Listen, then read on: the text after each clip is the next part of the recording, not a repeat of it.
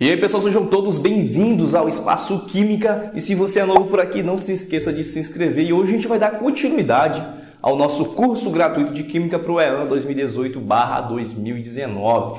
Deixa logo o teu like maroto aí, que você certamente vai gostar desta aula. E hoje a gente vai dar continuidade à estrutura do átomo. Hoje a gente vai falar do modelo atômico de Thomson. Na aula passada nós falamos sobre o modelo atômico de Dalton, tá? Lembrando que aqui são explicações bem simples, tá? Porque o objeto desse estudo é da física quântica, tá? E aqui a gente vai dar rápidas pinceladas. Para ser sincero, eu ainda não vi uma questão do EAN cobrando modelos atômicos, mas para desencargo de consciência, como faz parte do tópico estrutura do átomo, nós vamos dar essa aula. Então, o modelo de hoje é o modelo de Thomson, desse cara aqui que está aqui do meu lado, tá? Então, Thomson ele propôs uma repaginada aí, muitos anos depois, já que o modelo de Dalton aí durou por mais ou menos 90 anos.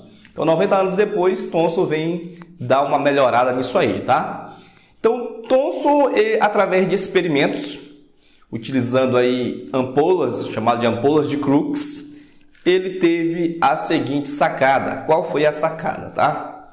Ele pegou uma ampola, submeteu essa ampola a uma diferença de potencial, ou seja, a uma carga elétrica.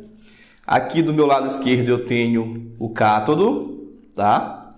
E aqui eu tenho o ânodo. O que significa esse negócio?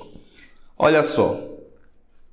Ele percebeu que os raios que saíam do cátodo, portanto, raios catódicos, quando ele colocou um anteparo aqui, ele percebeu que aqui no fundo da ampola estava projetada uma sombra. Então, o que ele entendeu com isso?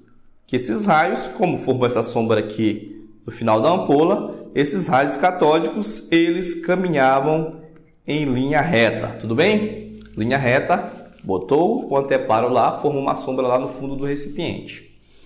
O segundo experimento, vamos pegar aqui. Em vez de ele colocar um anteparo qualquer, ele utilizou aqui uma hélice, um cataventozinho, um curruspil, como diz lá no anterior. E ele percebeu o seguinte: quando esses raios catódicos passavam, essa hélice girava. Para você conseguir girar alguma coisa, é preciso que você aplique o quê? Uma força. Lá na física nós aprendemos que força é a massa multiplicado pela aceleração. Então, força é massa vezes aceleração. Então, portanto, para eu ter uma força, é necessário que eu tenha o quê? Massa. Logo, esses raios catódicos aqui possuem massa, certo? Possuem massa. Não satisfeito ainda, o que ele fez? Ele colocou na ampola uma barra carregada positivamente em cima e embaixo uma barra carregada negativamente. O que ele percebeu? Que esses raios catódicos sofriam um desvio para o lado da barra positiva. Então ele percebeu que esses raios catódicos aqui, eles possuíam carga contrária à desta barra aqui. Ele convencionou que esses raios catódicos eram os elétrons, tá? E esses elétrons possuíam carga negativa, tá? Podia ser. Isso aqui é convenção, tá? Essa questão de carga negativa e positiva é convenção. Então, ele percebeu que esses raios catódicos possuíam carga negativa, eu podia dizer que possuíam carga branca, carga preta, carga azul. Então, isso aqui é convenção. Daí, ele chegou à seguinte conclusão: os raios catódicos caminhavam em linha reta, os elétrons, no caso os raios catódicos, possuem massa, e esses elétrons, como eles tendiam a se aproximar lá da barra positiva, eles possuíam carga negativa, tudo bem? Daí estava descoberto aí por Thomson os elétrons. Então ele chegou à seguinte conclusão: o átomo seria uma pasta ali positiva e nesta pasta estavam incrustados os elétrons. Daí o nome do modelo de pudim com passas, tá? As passas seriam os elétrons. Então, concluindo, o átomo é uma esfera de carga elétrica positiva. Esta esfera é gigantesca aqui, não maciça, aí cai por terra o modelo de Dalton, que ele dizia que o átomo era uma esfera maciça, indestrutível, tá? Incrustada de elétrons negativos, de modo que sua carga elétrica total é nula. Esse modelo aqui foi proposto no ano de 1897, só a título de curiosidade. No ano de 1997 foi o centenário deste modelo. Então, neste ano, os vestibulares, quase todos os vestibulares cobraram o modelo de Thomson, devido justamente ser o ano do centenário do modelo de Thomson. Vamos prosseguindo. Agora vamos falar do modelo de Rutherford. O modelo de Rutherford já foi um modelo mais bem elaborado, tá? Um modelo mais detalhado, um modelo mais explicativo. O que Rutherford se utilizou? Ele pegou aqui uma caixa, tá? E nessa caixa tinha o polônio aqui dentro. Essa caixa aqui era de chumbo, tá? E esse elemento aqui ele emitiu uma partícula chamada de partícula alfa. E aqui ele colocou uma lâmina de ouro. Coisa chique, né? O Rutherford utilizando uma lâmina de ouro. O que ele percebeu com isso aqui? Que alguns raios passavam, outros desviavam e outros batiam e voltavam, ou seja, tipo refletido. Então, já que alguns passavam, a maior parte passavam, e bem poucos desviavam e outros refletiam, ele teve a seguinte conclusão. Pessoal, então, ele percebeu que o átomo seria aí um grande vazio. Por que um grande vazio? Porque notem que todas as partículas alfas aqui elas estão atravessando a lâmina de ouro. Então, seria um grande vazio.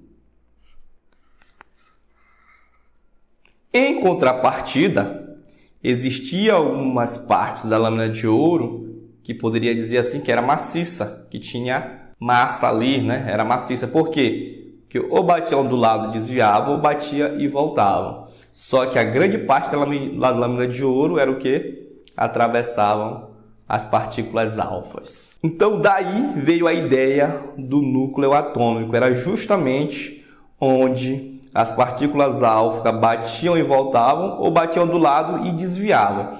Daí a ideia do núcleo. Então, o núcleo é onde está justamente a maior concentração da massa de um átomo, tá? Então, no núcleo é onde está a massa do átomo. A massa do átomo ela é representada pela letra A, tudo bem? Então, é a massa do átomo. E, ao redor desse núcleo, tem justamente a eletrosfera, tá? Agora veja que eu falei o nome eletrosfera.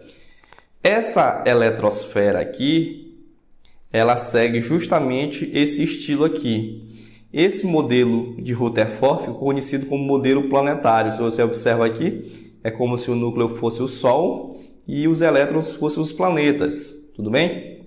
Então, o átomo seria constituído de um núcleo. Esse núcleo aí é onde continha a massa, a maior quantidade da massa do átomo estaria concentrada no núcleo, e ao redor do núcleo estavam os elétrons rodeados ali na eletrosfera. Lembrando, pessoal, que como você viu que todas as partículas alfas passavam pela lâmina de ouro, então significa que o átomo, o núcleo, na verdade, ele é muito pequeno. Se você comparar, é como se fosse uma formiga dentro do Maracanã. Essa é a dimensão do núcleo em relação ao átomo como um todo, como a eletrosfera lá, tudo bem? Então, aqui é muito pequeno. Então, todas as partículas passavam por aqui. Algumas que batiam aqui é que voltavam, tá? Então, a distância do núcleo para a eletrosfera é muito grande. Esses elétrons, eles faziam movimentos ali elípticos, tá? Esses movimentos elípticos aí poderiam causar uma estranheza. Alguns da física quântica, tá? Da mecânica quântica, eles acharam defeito nesse modelo aqui. Por quê? Se Se ele faz esse movimento elíptico aqui, vai chegar um momento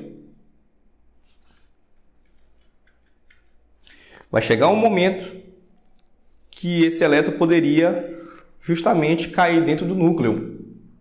Aí chegaria ao colapso do átomo, tá? E aí Rutherford ficou meio louco. Ih, rapaz, como é que vai? E agora? Como é que eu vou explicar isso aí?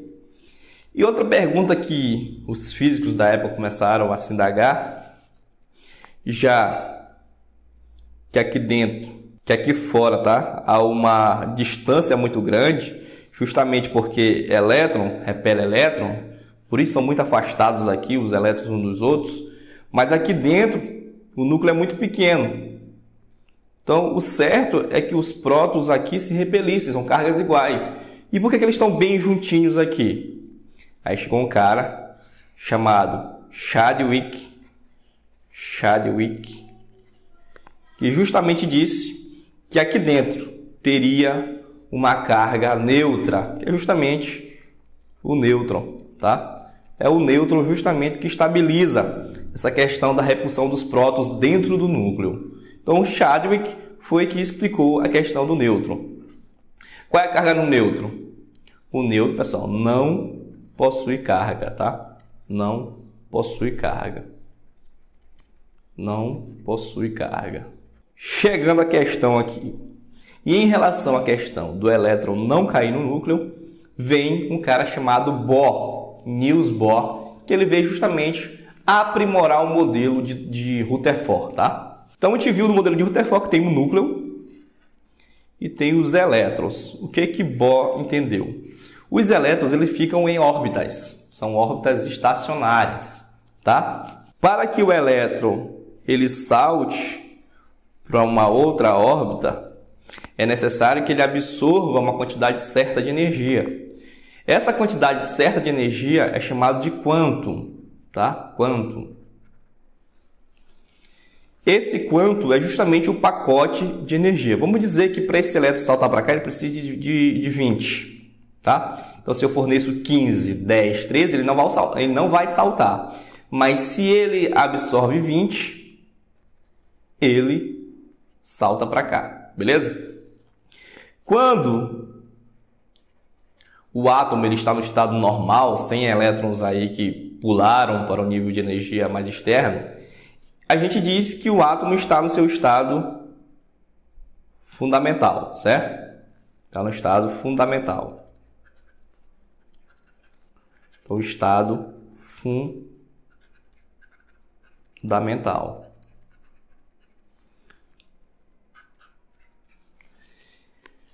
Quando, por exemplo, um elétron ele absorve um pacote de energia e salta para uma outra órbita, para o nível, tá? Isso aqui é chamado de nível de energia. Ele salta para o nível mais externo de energia. Ele está no estado excitado, tá? Ele está no estado excitado. Ou seja, ele sai do estado fundamental, que é no seu estado neutro, e passa para um estado excitado. Só que a tendência é que ele volte para o seu estado de origem. E quando ele volta para o seu estado de origem, ele absorveu esse quantum aqui de energia de 20. Então, ele vai liberar essa energia. Quando ele absorve é na forma de quantum, mas quando ele libera energia é na forma de fóton, ou seja, de luz, tá? Por isso que em fogo de artifício a gente vê aquela luminosidade lá. É justamente porque o elétron, ele que estava no estado excitado, ele volta ao seu estado fundamental, ele libera esse fóton, tá? Esse é justamente a ideia de Niels Bohr, tá? Questão dos níveis de energia, da absorção de energia para que ele passe para um estado, para o nível mais externo, tem que absorver energia, e quando ele retorna para o seu estado normal, ele justamente libera essa energia, mas agora em forma de luz. Então, os elétrons eles não se movem de maneira aleatória ali, né? Para cair ali dentro do núcleo. Eles justamente estão ali em órbitas, tá? Essas órbitas elas são quantizadas. Para que um elétron ele salte para o nível mais externo, é preciso que ele absorva pacotes de energia, que é o quantum, tá? Então, nós vimos que o átomo, tá? ele possui partículas subatômicas, que é justamente os prótons, tá? Os prótons, os nêutrons e os elétrons, tá? E os elétrons. Se eu pegar, por exemplo, a massa deste carinha aqui, vamos trabalhar aqui em relação à massa. Nós vamos dizer que a massa do próton é 1, do nêutron é 1, e a do elétron é 1 sobre 1836, que é aproximadamente, tá? Então isso aqui vai dar, pessoal, vai ser tão pequeno que eu posso dizer que a massa do elétron em relação à massa toda do átomo ela é desprezível. Então a massa do átomo seria o quê? Próton mais nêutron mais elétron.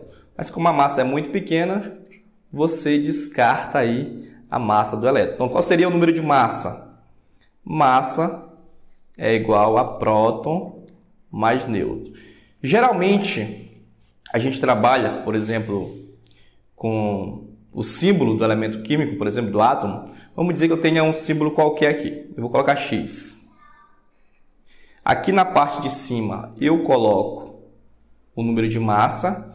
E aqui embaixo, eu coloco o número atômico, tá? O número atômico aí, ele é representado pela letra Z. Então, número atômico. Então, o número atômico representado pela letra Z. E esse A aqui é justamente o número de massa. Eu posso representar desta forma aqui, ou também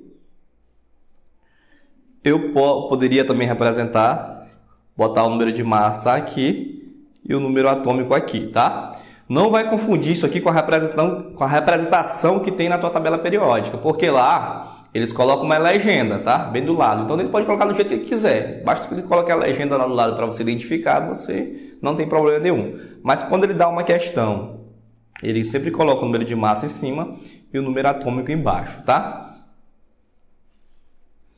Deixa eu pegar aqui mais uma folha. Então, concluindo, pessoal, a massa do meu átomo está concentrada basicamente aonde?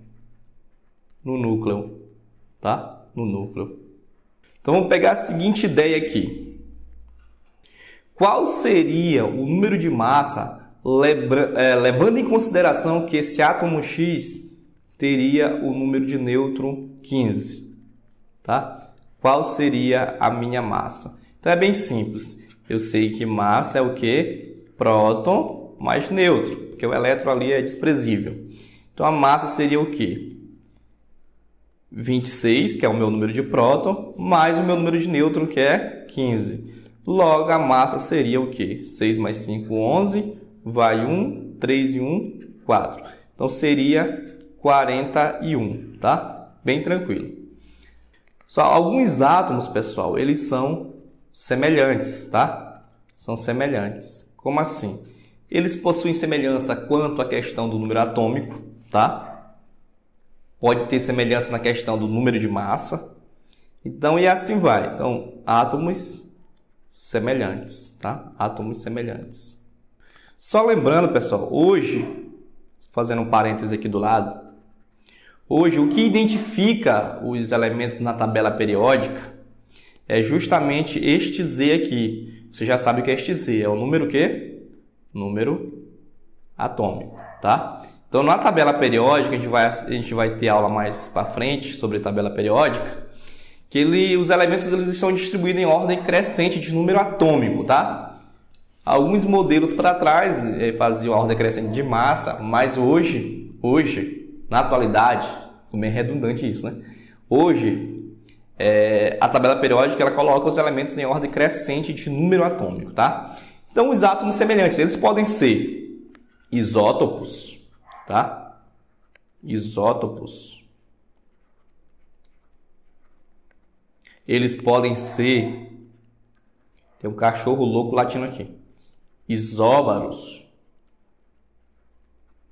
E eles podem ser isótonos, tá? Isótonos. Professor, qual o bizu aqui, professor? Qual o bizu? Tá? O bizu é o seguinte. Você vai pegar sua canetinha aí que você está anotando, né? você vai colocar para mim aí. Deixa eu só voltar aqui que eu não sei que porra que deu aqui. Tá, enxerguei.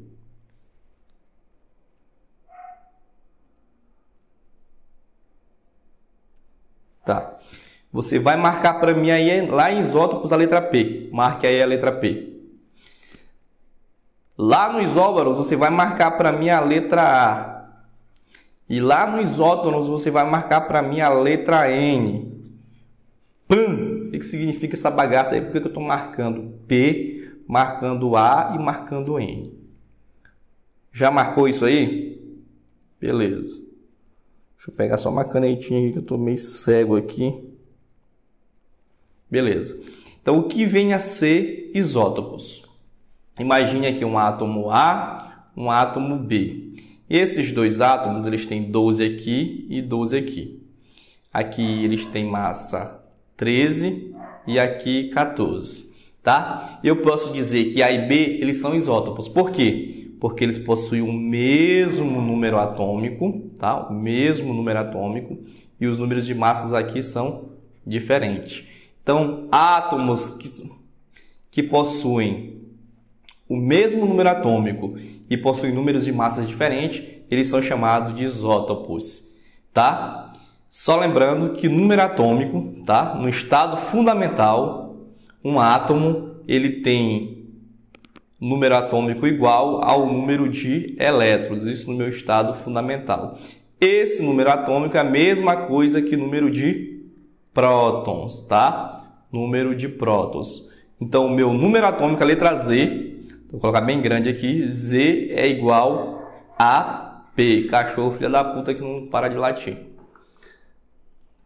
Z é igual a P. Então, vou marcar isso aqui, tá?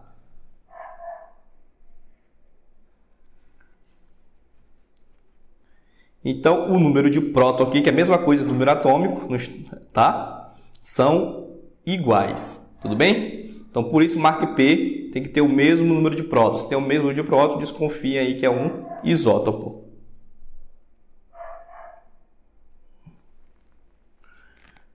Segunda situação, A e B. Desta vez, tem 13 aqui, 12 aqui, 15 aqui e 15 aqui. Quem que está igual agora? A pessoa que está igual é o número de massa. Muito bem, garoto. E embaixo está o quê? Diferente. Tá? Diferente. Então, isóbaros são átomos do mesmo elemento químico, vale frisar isso, que tem o número de massas iguais e os números atômicos são o quê? Diferentes. Então, vamos marcar aqui a parte de cima para ficar bonitinho.